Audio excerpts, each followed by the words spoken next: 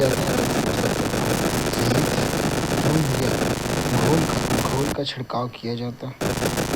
नियंत्रित वातावरण सटीक तापमान, पीएच स्तर का नियंत्रण, एक्वापोनिक्स में हाइड्रोपोनिक्स और जलीय कृषि का बंद रूप एकीकरण, मछलियों और पौधों और लाभकारी बैक्टीरिया के मध्य सहजीवी संवर्धन, मछलियों का अपशिष्ट पौधों के लिए उर्वरक का कार्य करता है। पौधे जल को शुद्ध करते हैं। एकीकृत कीट प्रबंधन IPM, ये कीट या उससे फसलों को हटाने वाले प्रबंधन दीर्घकालिक रूप से रोकने के उद्देश्य से निर्मित एक पारिस्थितिक दृष्टिकोण है। इसमें जैविक नियंत्रण, आवास समायोजन, प्रतिरोधी फसल किस्में सहित विभिन्न तरीकों का उपयोग करते हैं। कीटनाशकों का उपयोग केवल विकल्प के रूप में किया जाता है। अन्य सतत फसल चक्र और विविधता, मृदा स्वास्थ्य में वृद्धि तथा कीट नियंत्रण में सुधार के लिए फसलों का चक्र, जैसे अंतर फसल, बहुफसल चक्र, बहुवर्षीय चक्र, फसल मूल्य, फसल कार्यान्वयन। अन्य ऋषियों ने अन्य ऋतुओं में तिपतिया घास जैसी फसलें लगाना जो मृदा की रक्षा कर फसलों को एकीकृत करने से पशु खाद्य उर्वरक का सफलतापूर्वक उपयोग किया जा सके। आधुनिक कृषि के विपरीत समग्र प्रबंधन, असिंचित क्षेत्रों, तटवर्ती और घास आधारित संरक्षण खेत की प्रगति अभिन्न अंग माना जो खटाव नियंत्रण और जैव विविधता में काम करते हैं। सतत कृषि के लाभ में पर्यावरण संरक्षण, मृदा की उत्पादकता बढ़ाना, वायु और जल की गुणवत्ता में सुधार तथा जैव विविधता का संरक्षण करना, ऊर्जा संरक्षण, पेट्रोलियम आधारित उत्पादन पर निर्भरता में कमी तथा नवीकरणीय विकल्प जैसे ऊर्जा चालित सिंचाई का उपयोग करना, खाद्य सुरक्षा, विविध फसल प्रणाली और उन्नत बीज किस्मों के माध्यम से लचीली खाद्य प्रणाली में योगदान करना, आर्थिक लाभ प्रदाता और समानता, कृषि उत्पादन में निरंतर वृद्धि और आर्थिक जोखिमों को कम करना, अभी के लिए स्थिर रोजगार तथा उचित वेतन प्रदान करना, जैसे निष्पक्ष व्यापार, सहकारी कृषि, समसामयिक विषय और पहले शहरी कृषि, शहरी और उपशहरी क्षेत्रों के भीतर कृषि गतिविधियाँ, जिसका उद्देश्य शहरी निवासियों के लिए खाद्य सुरक्षा, खाद्य आपूर्ति अनुकूलन में वृद्धि करना, खाद्य आपूर्ति से खेत से उपभोग तक की दूरी कम होती है। पर्यावरण प्रबंधन, नगरीय ऊष्मा द्वीप्रभाव से निपटना और कार्बन उत्सर्जन में कमी, अपशिष्ट प्रबंधन, जैव अपशिष्ट के खाद्य लैंडफिल पर बोझ कम करना, चुनौती सिंचाई के कारण भूमि सीमित पहुँच, उच्च जल की मांग और प्रदूषण का जोखिम। महत्वपूर्ण उदाहरण पुणे की शहरी कृषि परियोजना 2008, केरल का सब्जी विकास कार्यक्रम 2015, तमिलनाडु इसे स्वयं करें डू इट योरसेल्फ किट 2014 में। जलवायु स्मार्ट कृषि FAO द्वारा परिभाषित जलवायु स्मार्ट कृषि का उद्देश्य उत्पादकता को लगातार बढ़ावा देना है, अनुकूलन में सुधार करना, ग्रीनहाउस गैस उत्सर्जन को कम करना। चुनौतियाँ, ज्ञान और कौशल अंतराल, वित्तीय बाधाएं, अनिश्चित जलवायु असमानताएं और तकनीकी अनुकूलन। उत्पादन लक्ष्य, कृषि उत्पादकता और आय में वृद्धि। सरकारी पहल में national innovation on climate resilient agriculture NICRA, जलवायु परिवर्तनशीलता के विरुद्ध फसलों, पशुधन, मत्स्य पालन की अनुकूलन क्षमता बढ़ाना, अनुकूलन रणनीति, अल्पकालिक जोखिमों के प्रति संवेदनशीलता को कम करना और अनुकूलन को बढ़ावा देना। प्रधानमंत्री कृषि सिंचाई योजना PMKSY, जल उपयोग दक्षता में सुधार करना, प्रयास, ग्रीनहाउस गैस उत्सर्जन को कम समाप्त करना। PMFBY, फसल के मामले में किसान सतत कृषि को बढ़ावा देने संबंधी पहल में ग्रीन एजी परियोजना वैसे राष्ट्रीय वैश्विक GEF द्वारा समर्थित 1,04,070 हेक्टेयर पर स्थायी भूमि में जल प्रबंधन लागू करना और कार्बन डाइऑक्साइड समतुल्यों में कमी लाना। राष्ट्रीय सतत कृषि मिशन NMSA राष्ट्रीय एकीकृत या मिश्रित कृषि प्रणालियों, मृदा संरक्षण और कुशल जल प्रबंधन को बढ़ावा देना। मृदा स्वास्थ्य कार्ड योजना SHC योजना राष्ट्रीय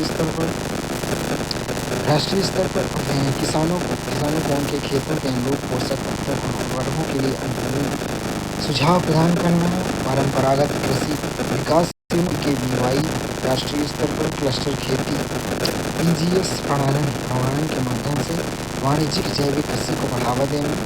चावल गहनता प्रणाली SRI राष्ट्रीय स्तर पर पौधों, मृदा, जल और पोषक तत्वों बेहतर प्रबंधन के माध्यम से चावल की उपज में वृद्धि करना। ऊर्जा के स्रोत और प्रौद्योगिकी में ऊर्जा स्रोतों का वर्गीकरण। परंपरागत जीवाश्म भूमिगत रूप में पाए जाने वाले गैर नवीकरणीय स्रोत, उदाहरण के लिए कोयला, तेल, प्राकृतिक गैस, नवीकृत पेट्रोलियम गैस LPG। गैर परंपरागत नवीकरणीय प्रदूषण मुक्त प्राकृतिक रूप से पुनर्भरण होने वाले स्रोत, सौर ऊर्जा, पवन ऊर्जा, विद्युत, भूतापीय ऊर्जा, जैव ईंधन, ज्वारीय ऊर्जा। प्रमुख ऊर्जा प्रौद्योगिकी एवं अनुप्रयोग में सौर ऊर्जा PV सेल, फोटोवोल्टिक सेल द्वारा प्रकाश को विद्युत में रूपांतरित करना या सौर तापीय प्रणालियों का तापन। अनुप्रयोग में विद्युत उत्पादन, तापन। मुख्य विशेषताएं, चुनौतियों में नवीकरणीय शून्य उत्सर्जन दक्षता, सूर्य के प्रकाश की उपलब्धता पर निर्भर है। जल विद्युत में बांधों द्वारा नियंत्रित बहते जल की ऊर्जा से टरबाइन चलाना विद्युत उत्पादन अनुप्रयोग है। और विशेषताएं में विश्वसनीयता, नवीकरणीय बड़े बांधों, पारिस्थितिकी व्यवधान की संभावना। पवन ऊर्जा में पवन टरबाइन ब्लेड द्वारा पवन की गतिज ऊर्जा को विद्युत में परिवर्तित करना।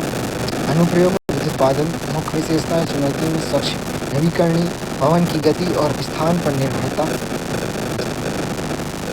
परमाणु ऊर्जा विखंडन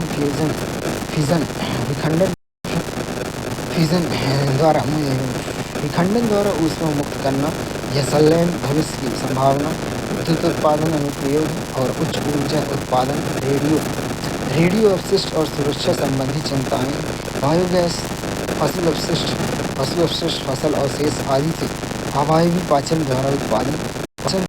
पाचन विद्युत उत्पादन, तापन द्वारा और विद्युत उत्पादन। नवीकरणीय मीथेन उत्सर्जन ढांचे की सतह उपयोग करके उत्पन्न करना। इसमें अनुप्रयोग में विद्युत उत्पादन, तापन। नवीकरणीय विषैले खनिजों और हाइड्रोजन सल्फाइड से संभावित।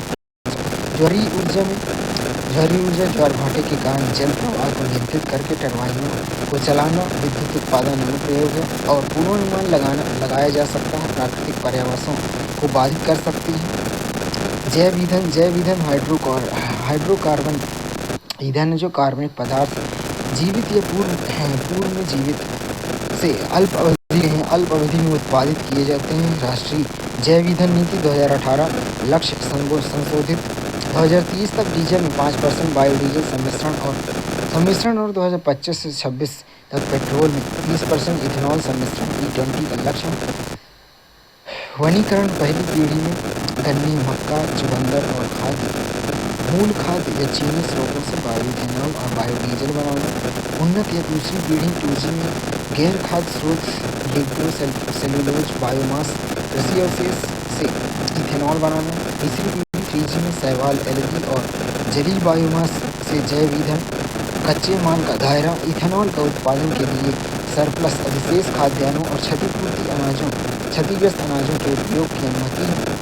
महत्वपूर्ण जैव ईंधन में बायोइथेनॉल उत्पादन और स्रोत में मक्का या गन्ने के किण्वन से पेट्रोल के साथ मिश्रित किया जाता है। EBP कार्यक्रम ethanol building program carbon monoxide उत्सर्जन कम करता है।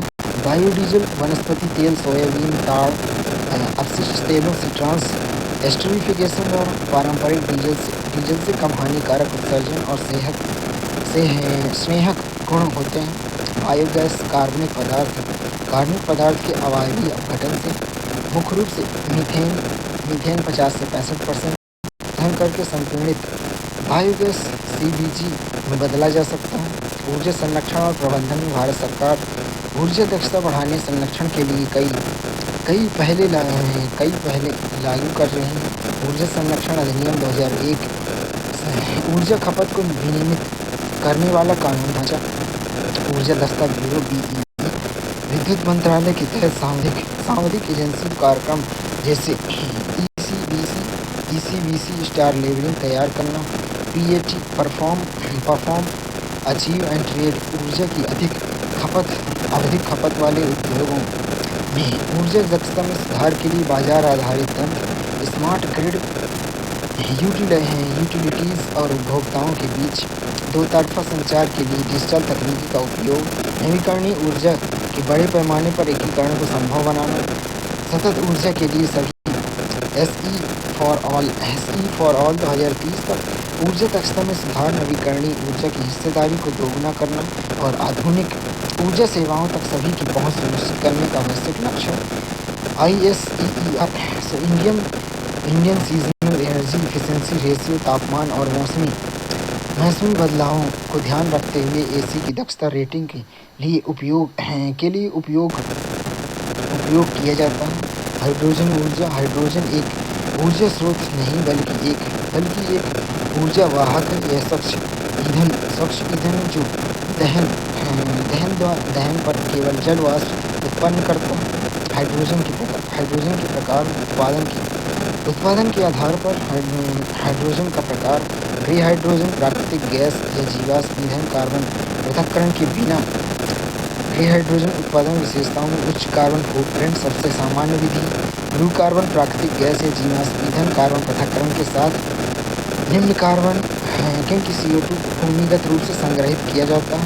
ग्रीन कार्बन नवीकरणीय ऊर्जा जैसे सौर पवन का उपयोग करके हाइड्रोलिसिस के माध्यम से शून्य कार्बन उत्सर्जन सबसे स्वच्छ। पिंक कार्बन पर्ण ऊर्जा द्वारा उत्पादित विद्युत का उपयोग करके इलेक्ट्रोलाइसिस होता है। इसमें चौथियाँ उत्पादन इलेक्ट्रोलिसिस से उच्च खपत हाइड्रोजन के घनत्व राष्ट्रीय NGHM भारत सरकार की एक महत्वाकांक्षी देश भारत को हरित हाइड्रोजन के उत्पादन, उपयोग और निर्यात के लिए वैश्विक केंद्र के रूप में स्थापित करना है। इस मिशन को केंद्रीय मंत्रिमंडल ने 4 जनवरी 2023 को 19,744 करोड़ रुपए की शुरुआती परिव्यय के साथ मंजूरी प्रदान की है। मिशन का उद्देश्य और लक्ष्य में मिशन का उद्देश्य अर्थव्यवस्था को कार्बन मुक्त बनाना है, जीवाश्म ईंधन की आयात पर निर्भरता में कमी तथा हरित हाइड्रोजन क्षेत्र में प्रौद्योगिकी एवं बाजार नेतृत्व सुनिश्चित करना है। उत्पादन क्षमता प्रतिवर्ष कम से कम 50 लाख टन MMT 5 MMT हरित हाइड्रोजन उत्पादन क्षमता का विकास कर नवीकरणीय ऊर्जा क्षमता लगभग 125 गीगावाट की संबंध नवीकरणीय ऊर्जा RE क्षमता शामिल करना है। निवेश में 8 लाख करोड़ से अधिक का कुल परिव्यय आकर्षित करना है। रोजगार सृजन में 6 लाख से अधिक रोजगार सृजित करना है। कार्बन उत्सर्जन में कमी वार्षिक ग्रीन हाउस गैस उत्सर्जन में लगभग 5 MMT की कमी लाना है। आयात में कमी ग्रीन जीवाश्म ईंधन और फ्यूल स्टॉक के आयात में 1 लाख करोड़ से अधिक की कुल कमी लाना है। मिशन के प्रमुख घटक में SIGHT strategic intervention for green hydrogen transmission क्रम। यह मिशन का मुख्य घटक है जिसके तहत इलेक्ट्रोलाइजर के घरेलू विनिर्माण और हरित हाइड्रोजन के उत्पादन को प्रोत्साहित करने के लिए वित्तीय प्रोत्साहन प्रदान किए जाते हैं। पायलट परियोजना परिवहन, इस्पात और शिपिंग जैसे क्षेत्रों में हरित हाइड्रोजन के उपयोग के लिए अग्रगामी परियोजनाओं को लागू करना। हरित हाइड्रोजन के उत्पादन और खपत के लिए केंद्रीय बिंदु के रूप में कार्य करने हरित हाइड्रोजन हब तथा हाइड्रोजन जैसे hydrogen hydrogen valley innovation cluster स्थापित करने के लिए आवश्यक अवसंरचनात्मक विकास में सहायता करना, अनुसंधान और विकास R&D, हरित हाइड्रोजन मूल्य श्रृंखला के सभी पहलुओं को उन्नत प्रौद्योगिकी के विकास को बढ़ावा देना, क्षमता निर्माण में हरित हाइड्रोजन अर्थव्यवस्था के लिए लाखों श्रमिकों को प्रशिक्षित करने हेतु कौशल विकास कार्यक्रम आरंभ करना, हरित हाइड्रोजन का महत्वपूर्ण उत्सर्जन करना, यह अमोनिया और पेट्रोलियम शोधन, सीमेंट और उर्वरक से औद्योगिक विकास का स्थान ले सकता है। ऊर्जा ईंधन में आयात पर निर्भरता कम करके भारत को ऊर्जा क्षेत्र में आत्मनिर्भर बनाने में सहायता करना, भारत अनुकूल भौगोलिक स्थिति और कम लागत वाली RE उत्पादन क्षमता इसे हरित हाइड्रोजन के वैश्विक निर्यातक के रूप में स्थिर कर सकती है। परिवहन ईंधन सेल, वाहनों, बस और ट्रक और शिपिंग या विमानन के लिए हरित हाइड्रोजन व्युत्पन्न कृत्रिम ईंधन का उपयोग करना है। प्रमुख सौर विकिरण के रूप में प्राप्त ऊर्जा की मात्रा है, यह प्रचुर और व्यापक रूप से उपयोग है। कार सिद्धांत और कार फोटोवोल्टिक तकनीकी सिद्धांत PV सेल यह सौर सेल अर्धचालक सामग्री जैसे सिलिकॉन से निर्मित होती है। यह सूर्य का प्रकाश फोटोन इन सेलों पर पड़ता है। यह इलेक्ट्रॉन्स को उत्तेजित और मुक्त करता है। मुक्त इलेक्ट्रॉन का यह प्रवाह धारा उत्पन्न करता है, जिसे इन्वर्टर का उपयोग करके प्रत्यावर्ती धारा अनुप्रयोग घरों की छतों और सौर पैनल, रूफटॉप सोलर, बड़े सौर पार्क और जल पंप, स्ट्रीट लाइट, सौर तापीय तकनीकी सिद्धांत सूर्य की ऊष्मा का उपयोग जल या किसी अन्य तरल पदार्थ गर्म करने के लिए किया जाता है। सौर वाटर हीटर घरेलू और औद्योगिक उपयोग के लिए केंद्रीय सौर SCP संयंत्र जो टरबाइन भाप बनाने के लिए सूर्य की ऊष्मा का प्रयोग करते हैं। लाभ और परिवर्तनीयता मदद या उत्पादन में लागत, रखरखाव में सुलभता, भूमि की आवश्यकता बड़े सौर पार्कों के लिए विशाल भूमि क्षेत्र की आवश्यकता होती है। मॉड्यूलर डिजाइन, दक्षता सीमाएं, सौर पैनलों की दक्षता, विकिरण को बिजली में बदलने की क्षमता अभी भी सीमित है। पवन ऊर्जा वायु की गतिज ऊर्जा का उपयोग करके उत्पन्न की जाती है। कार्य सिद्धांत और प्रकार में पवन टरबाइन सिद्धांत, टरबाइन की वायुगतिकी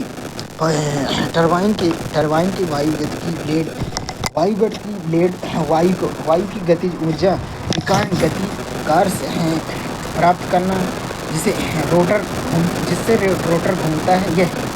ये चक्रण एक सॉफ्ट के माध्यम से जनरेटर तक पहुंचता है, जो यांत्रिक ऊर्जा को विद्युत ऊर्जा में परिवर्तित करता है। स्थान टरबाइन को आमतौर पर पवन फार्मों में स्थापित किया जाता है। टरबाइन को पवन फार्मों में स्थापित किया जाता है जहां पवन प्रवाह मजबूत होती है। प्रकार में तटवर्ती पवन ऊर्जा पवन फार्म भूमि पर स्थापित किए जाते हैं। अपतटीय पवन ऊर्जा समुद्र या जल निकायों को स्थापित किए जाते हैं, जहां वायु की गति अधिक या ज़्यादा स्थिर होती है, लेकिन स्थापना तथा रखरखाव की लागत बहुत अधिक होती है। लाभ और चुनौतियों में स्वच्छ ऊर्जा परिवर्तनीयता, विद्युत उत्पादन वायु की गति पर निर्भर करता है।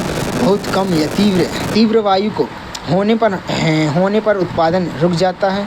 कम परिचालन लागत, भूदृश्य और दृश्य प्रभाव, बड़ी टरबाइनें दूर से दिखाई देती हैं जो प्राकृतिक दृश्यों को प्रभावित करती हैं। प्रौद्योगिकी प्रगति, ध्वनि प्रदूषण, टरबाइनों के घूमने से उत्पन्न होने वाली ध्वनि, जल का उपयोग नहीं, पारिस्थितिकी प्रभाव, पक्षियों और चमगादड़ों के लिए खतरा, ब्लेड से टकराना।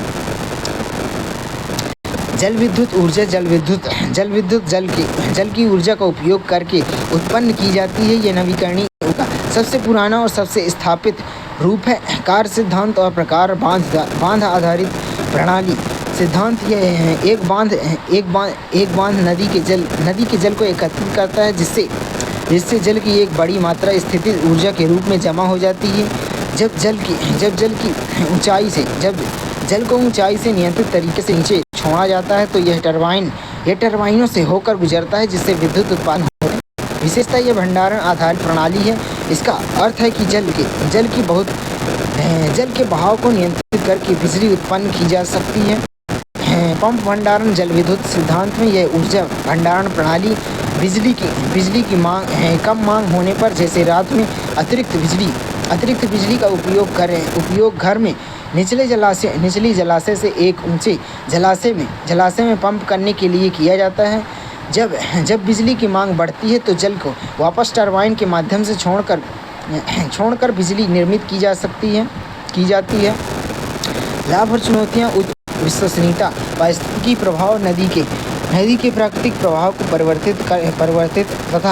परिवर्तित तथा जलीय जीवों मछलियों के प्रवास को बाधित करता है। अनुकूलन सामाजिक प्रभाव बड़े बांधों के कारण अधिक आबादी का विस्थापन बहुउद्देशीय परियोजनाएं मीथेन उत्सर्जन जलाशय में जैविक पदार्थों के विघटन से मीथेन का उत्सर्जन होता है। लंबा जीवन काल गाद जमाव जलाशय में गाद जमा होने से बांध की क्षमता का और उपयोगी जीवन कम होता है। भूतापीय ऊर्जा पृथ्वी के आंतरिक भाग में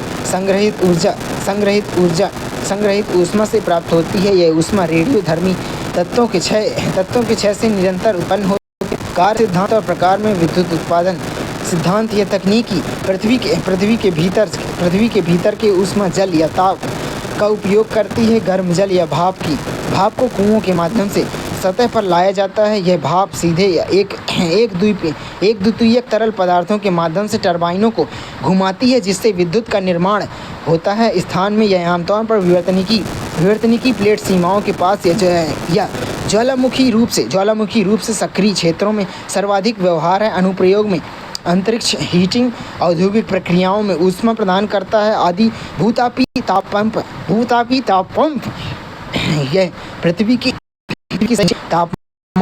तापमान की स्थिरता का उपयोग करता है, जो वर्ष भर अच्छा स्थिर रहता है इसमें, ताकि इमारतों को ठंडा रखने गर्म में मदद मिल सके। लाभ और चुनौतियाँ आधारभूत विद्युत उत्पादन 24/7 विद्युत आपूर्ति कर सकती है। अन्य नवीकरणीय स्रोतों से अधिक स्थिर है।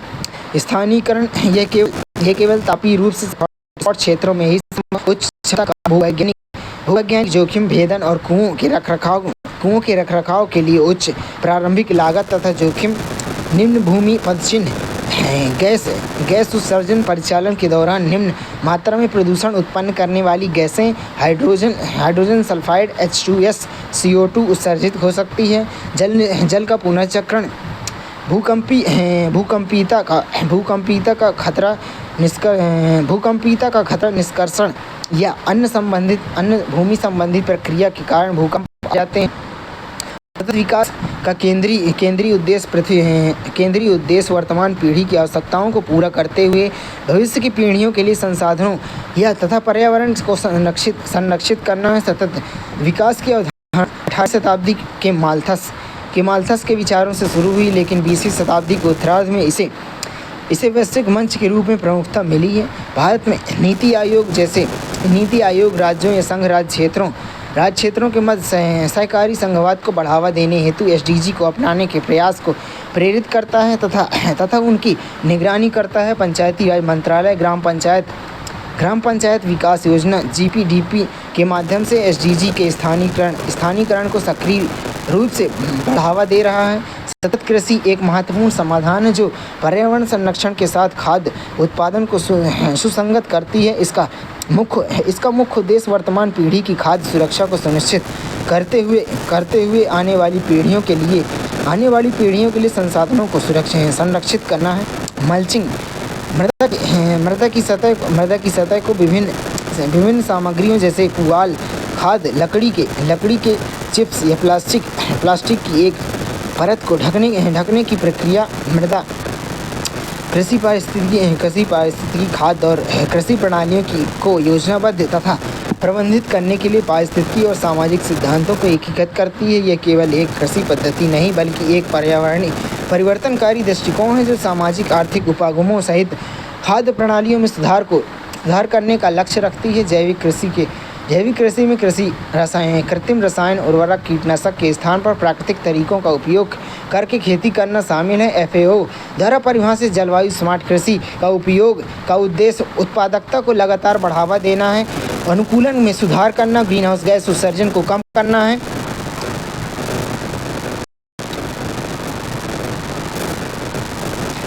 पर्यावरण कानून और संगठन में वन्यजीव संरक्षण अधिनियम 1972 वन्यजीव संरक्षण अधिनियम 1972 भारत में वन्यजीव पक्षियों, पादप और उनके आवासों के प्रभावी सुरक्षा, संरक्षण तथा प्रबंधन के लिए भारतीय संसद द्वारा अधिनियमित एक महत्वपूर्ण कानूनी ढांचा है। आरंभ में वन्यजीव संविधान के 7वीं अनुसूची में राज्य सूची 2 के अंतर्गत शामिल है, जिसे 42वें संविधान संशोधन अधिनियम 1976 द्वारा समवर्ती सूची में स्थानांतरित कर दिया गया। संसद ने बनाने के लिए अनुच्छेद 252 के प्रावधान का उपयोग किया। अधिनियम के प्रावधान में संरक्षित क्षेत्रों की स्थापना। यह अधिनियम केंद्र और राज्य सरकारों को पर्याप्त पारिस्थितिकी प्राकृतिक महत्व के क्षेत्रों में उद्यान, वन्यजीव अभयारण्य या किसी अधिकृत अधिकारी द्वारा दिए गए परमिट के अलावा वन्यजीवों के शिकार पर प्रतिबंध है। अपवाद स्वरूप केवल आत्मरक्षा, वैज्ञानिक अनुसंधान या जनसंख्या नियंत्रण के मामले में अनुमति प्राप्त है।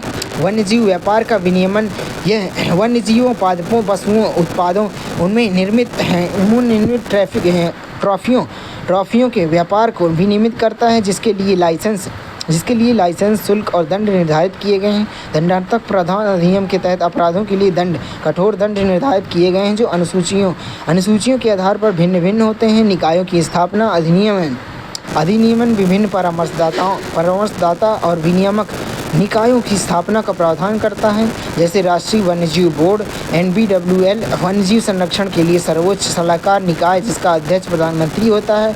राज्य वन्यजीव बोर्ड SBWL प्रत्येक राज्य संघ राज्य क्षेत्र में वन्यजीव संरक्षण पर संबंधित सरकार को सलाह देने के लिए स्थापित है। अधिनियम के अंतर्गत अनुसूचित संरक्षण स्तर में मूल अधिनियम में 6 अनुसूची शामिल की गई थी, जिसे 2022 में संशोधित किया गया। 2022 में से पूर्व अनुसूची में अनुसूची 1 संशोधित अनुसूची 1 ही है। इसमें उच्च सुरक्षा, शिकार और व्यापार वर्जित है।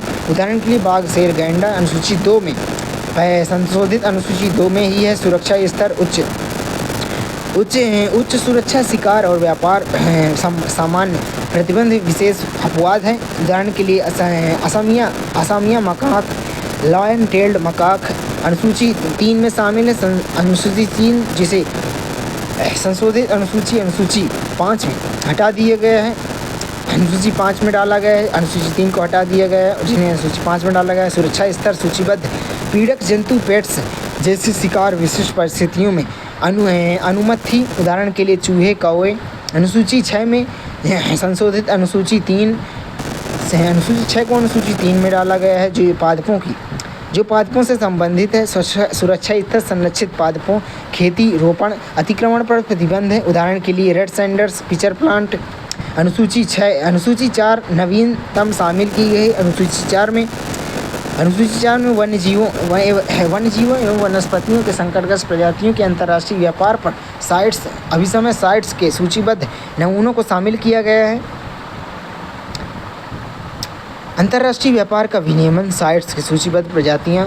प्रमुख संशोधन में 1982 में वन्यजीव अपराधों के लिए दंड को कठोर किया गया। संकटग्रस्त बाघों और उनके आवासों की सुरक्षा के लिए बाघ रिजर्व की अवधारणा प्रस्तुत की गई। 1991 में संशोधन अधिनियम में अनुसूचियों में अधिक प्रजातियों को शामिल किया गया। केंद्रीय चिड़ियाघर प्राधिकरण CZA की स्थापना की गई। 2002 में संशोधन संरक्षित क्षेत्रों के लिए 2 अतिरिक्त वर्गीकरण स्थापित किए गए। संरक्षण भंडार, सामुदायिक भंडार। वन्यजीव उल्लंघन के लिए दंड को और कठोर किया गया। 2006 में संशोधन बाघ संरक्षण प्राधिकरण NTCA की स्थापना की गई, जो राष्ट्रीय बाघ संरक्षण कार्यक्रम के कार्यान्वयन की निगरानी के लिए उत्तरदायी है।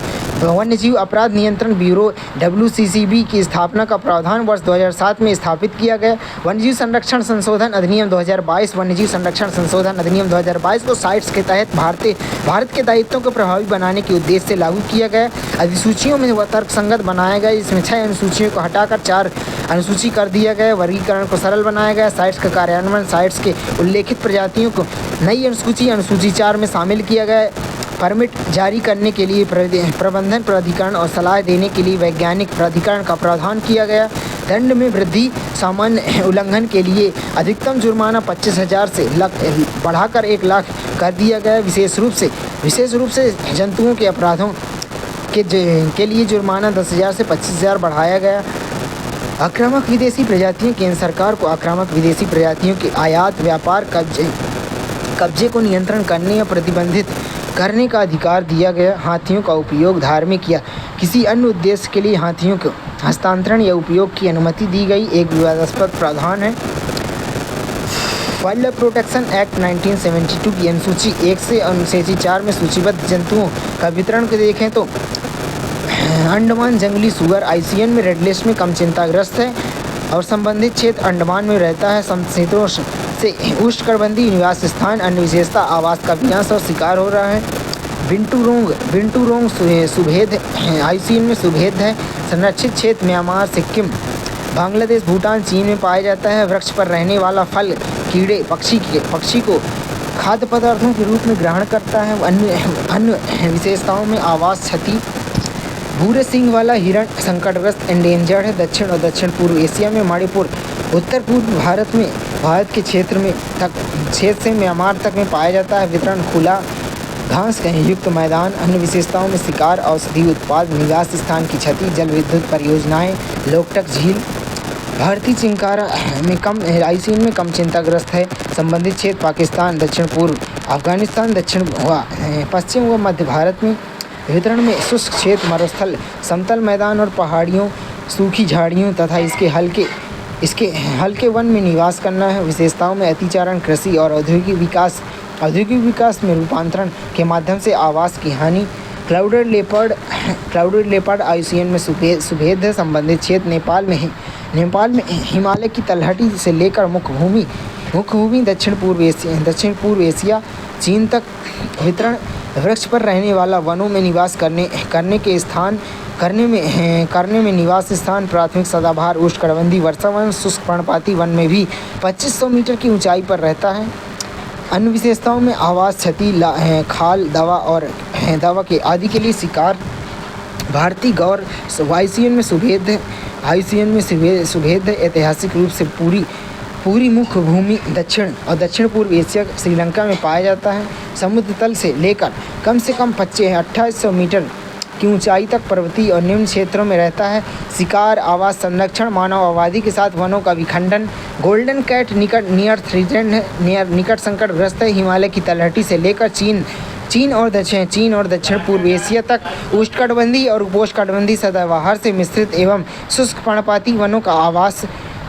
वनों की कटाई के कारण निवास स्थान की क्षति, अवैध शिकार।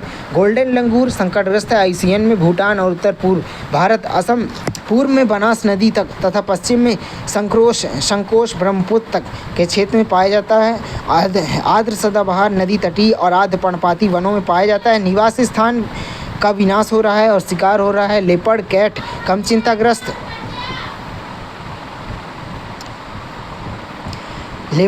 कम चिंताग्रस्त ICN में एशिया में व्यापक रूप से पाया जाता है। अधिकांश भारत में तथा पश्चिम में पाकिस्तान, अफगानिस्तान, हिमालय की तलहटी में चीन, रूस तक 3000 मीटर से ऊंचाई वाले क्षेत्रों में उष्णकटिबंधीय समशीतोष्ण चौड़ी पत्ती वाले शंकुधारी घास के मैदानों में खाल के लिए इसका शिकार होता है। रेड पांडा संकटग्रस्त एंडेंजर्ड ICN में नेपाल, भारत, भूटान, म्यांमार, दक्षिण चीन में पाया जाता है। म्यांमार पठार या उत्तर पूर्वी भारत में पाया जाता है। समशीतोष्ण वन जिसमें बांस के वृक्ष पाए जाते हैं। निवास स्थान की क्षति और विखंडन, शिकार, अंततः प्रजनन अवसाद होता है। लॉयन टेल्ड मकाऊ संकटग्रस्त है। ICN में दक्षिण पश्चिम भारत में स्थानिक है। पश्चिमी घाट में श्रृंखला में कर्नाटक, केरल, तमिलनाडु में पाया जाता है। प्राथमिक उष्णकटिबंधीय सदाबहार वर्षावन की ऊपरी कैनोपी पर्वतीय देशों में मानसूनी वन निवास स्थान का विखंडन, विदेशी पादप, चाय, नीलगिरी कॉफ़ी आदि। सांभर सुभेद वल्लरवेल आईसीएन में भारत पूर्वी और दक्षिणी हिमालय भारत, नेपाल, भूटान में पाया जाता है। भारत में गुजरात, राजस्थान के कटीले शुष्क वन, संपूर्ण प्रायद्वीप क्षेत्र में आर्द्र पर्णपाती वन, हिमालय वन में चीड़ और ओक के वृक्षों में निवास स्थान का अतिक्रमण और शिकार, जंगली सुअर कम चिंताग्रस्त आईसीएन में अंटार्कटिका और कम समुद्री द्वीपों को छोड़कर सभी महाद्वीपों में प्राप्त होता है। समशीतोष्ण और उष्णकटिबंधीय निवास स्थान अर्ध मरुस्थलीय में उष्णकटिबंधीय वर्षावन तक। वैश्विक स्तर पर कोई बड़ा खतरा नहीं है। स्थानीय स्तर पर शिकार और आवास का विनाश। भारतीय शाही इंडियाज प्रोक्यूपाइन कम चिंताग्रस्त लीस्ट कंसर्न है। तुर्की से पाकिस्तान, भारत और चीन, नेपाल और श्रीलंका तक पाया जाता है। चट्टानी पर्वतीय ढलान, उष्णकटिबंधीय समशीतोष्ण झाड़ी युक्त भूमि, कीट कृषि कीट माना जाता है। स्थानीय लोग इसका उपयोग भोजन के रूप में करते हैं। वन संरक्षण अधिनियम 1980, वन संरक्षण अधिनियम 1980, forest conservation act 1980 FCA Bharat में वनों के संरक्षण को सुरक्षित करने, गैर वन क्षेत्रों के लिए वन भूमि के उपयोग को कठोरता से विनियमित करने के लिए अधिनियमित किया गया एक प्रमुख कानून है, इसका मुख्य उद्देश्य देश में वनोन्मूलन की बढ़ती समस्या पर रोक लगाना है। मूल उद्देश्य और प्रावधान में वनोन्मूलन को रोकना है। देश में अधिक वनों की कटाई रोकना है। आरक्षण रद्द करने संबंधी प्रतिबंध, आरक्षित वनों भूमि को कृषि, खनन और बुनियादी ढांचे के विकास जैसे गैर वन उद्देश्यों के लिए परिवर्तित करने पर रोक है। वन क्षेत्र का संरक्षण, मौजूदा वन क्षेत्र में को संरक्षित करना है। केंद्र सरकार के पूर्व अनुमोदन गैर वन उद्देश्यों के लिए किसी भी वन भूमि के उपयोग करने से पहले केंद्र सरकार को पूर्व अनुमोदन प्राप्त करना आवश्यक है, अनिवार्य है। वन क्षेत्र में वृद्धि, वनीकरण और पुनर्वनीकरण के माध्यम से वन क्षेत्र में वृद्धि करना है। प्रतिपूरक वनीकरण में गैर वन उद्देश्यों के लिए उपयोग की गई वन भूमि के बदले समान क्षेत्रफल की गैर वन भूमि या विकृत वन भूमि के दोगुने क्षेत्रफल का वनीकरण करना अनिवार्य है। शासन और सलाह वन निवासी समुदायों के अधिकारों तथा हितों की रक्षा। सलाहकार समिति वनों के संरक्षण से संबंधित मामलों पर केंद्र सरकार को सलाह देने के लिए केंद्र सरकार सलाहकार समिति का गठन करता है। वन संरक्षण संशोधन विधेयक 2023, इस विधेयक का उद्देश्य 1980 में अधिनियम में संशोधन करना है ताकि इन भूमियों को स्पष्ट रूप से परिभाषित किया जा सके। इसमें इसके दायरे के अथवा क्षेत्राधिकार में आती हैं। ये विशेष रूप से 1996 में गोदावरण मामले में सर्वोच्च न्यायालय के निर्णय हेतु महत्वपूर्ण है, जहां न्यायालय ने वन की शब्दकोश परिभाषा में समान सभी भूखंडों पर अधिनियम को लागू करने का निर्णय दिया था। अधिनियम के क्षेत्राधिकार में आने वाली भूमि सभी संशोधन विधेयक ने वन भूमि की परिभाषा को दो मुख्य श्रेणियों तक सीमित कर दिया है। वह भूमि जिसे भारतीय वन अधिनियम 1927 या किसी अन्य कानून के तहत वन के रूप में घोषित या अधिसूचित किया गया है। वन भूमि में 25 अक्टूबर 1980 को या उसके बाद सरकारी रिकॉर्ड में वन क्षेत्र के रूप में अधिसूचित की गई थी। छूट प्राप्त भूमि वन भूमि जैसे 12 दिसंबर 1996 से पूर्व अधिकृत राज्य या संघ राज्य क्षेत्र प्राधिकारियों द्वारा वन उपयोग से गैर वन उपयोग में बदल दिया गया था, जिसे उसे दायरे से बाहर रखा गया था। छूट प्राप्त श्रेणियाँ केंद्र सरकार की अनुमति से छूट यह विधेयक विशिष्ट रणनीतिक और सार्वजनिक महत्व की गतिविधियों के लिए वन भूमि के उपयोग पर छूट प्रदान करता है, बशर्ते वह केंद्र सरकार की विशिष्ट शर्तों के अधीन हो। सीमावर्ती अवधारणा अंतर्राष्ट्रीय अंतर्राष्ट्रीय सीमाओं नियंत्रण रेखा LOC या वास्तविक नियंत्रण रेखा LAC से 100 किलोमीटर के दायरे के भीतर राष्ट्रीय सुरक्षा रणनीतिक परियोजना के लिए वन भूमि रक्षा या सुरक्षा में रक्षा परियोजनाओं, अर्धसैनिक शिविरों या सुरक्षा के संबंधित बुनियादी ढांचे के लिए 10 हेक्टेयर तक की भूमि, सार्वजनिक उपयोगिताएं, उग्रवाद प्रभावित क्षेत्रों में सार्वजनिक उपयोगिता परियोजनाओं के लिए 5 हेक्टेयर तक भूमि, छोटी सुविधाएं, रेल लाइनों या सार्वजनिक सड़क के किनारे सुविधाएं जैसे पेट्रोल पंप सुविधाएं, खाद्य सुविधाएं के लिए 0.10 हेक्टेयर तक की भूमि, अनुमत गतिविधियां और समन अनुमत गैर वन गतिविधियां। विधेयक कुछ गैर वन उद्देश्यों को मान्यता देता है जो वन संरक्षण और प्रबंधन में सहायता करते हैं। इसमें चिड़ियाघर, सफारी पार्क, पारिस्थितिकी पर्यटन सुविधाएं, वनस्पति विज्ञान संचालन आदि शामिल हैं। भूमि का समानुदेशन या पट्टा राज्य सरकारों को किसी भी इकाई, सरकारी संस्थाओं सहित को वन भूमि आवंटित करने या पट्टे देने के लिए केंद्र सरकार के पूर्व अनुमोदन की आवश्यकता होती है।